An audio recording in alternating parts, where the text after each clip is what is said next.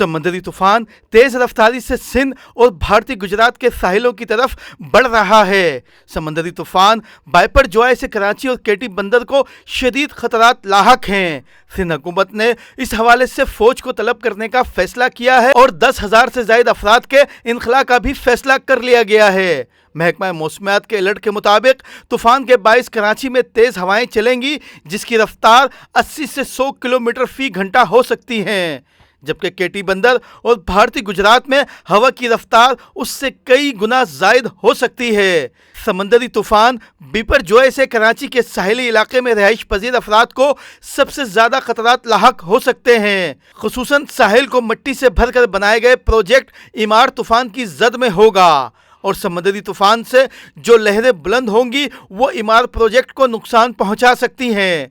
DHA हुक्काम की जानिब से ताहल रहायशी इलाके के मकीनों के लिए कोई इंतजामात नहीं किए गए। समुद्री तूफान बिपरजॉय इतना खतरनाक बताया जाता है कि उसकी वजह से जो हवाओं की रफ्तार होगी उससे मखदूश इमारतों के मुनहदम होने का भी खतरा जाहिर किया गया है।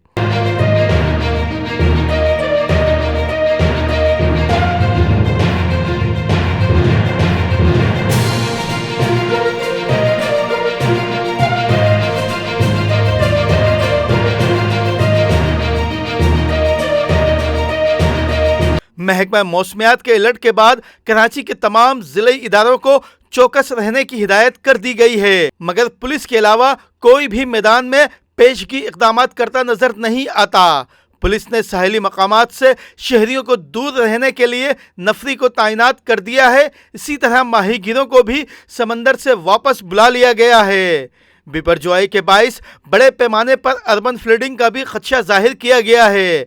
अगले 2 रोज यानी 13 जून से तूफान के असरात कराची और दीगर साहिली इलाकों पर नजर आना शुरू हो जाएंगे। माहिरीन के मुताबिक 1 सदी के बाद बिपरजॉय शदीद नौयत का तूफान है जो कराची और भारतीय गुजरात की साहिली पट्टी से टकराएगा।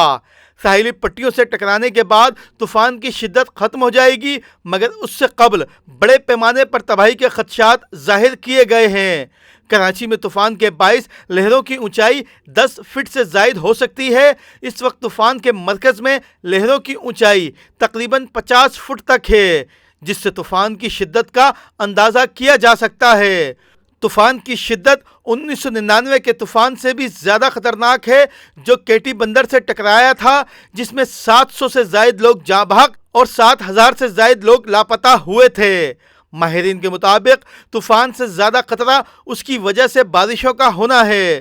तूफान की शिद्दत अगर इसी रफ्तार से 15 जून तक बरकरार रहती है तो फिर मूसलाधार बारिशों का भी इम्कान है। महकमा मौसमियात के मुताबिक बारिशें 150 मिलीमीटर से भी ज़ायद हो सकती हैं, जो कि रिकॉर्ड बारिशें होंगी। इसी तरह भारतीय गुजरात में भी तूफ़ानी बारिशों का इम्कान जाहिर किया गया है। Rashid Siddique, prime news, Karachi.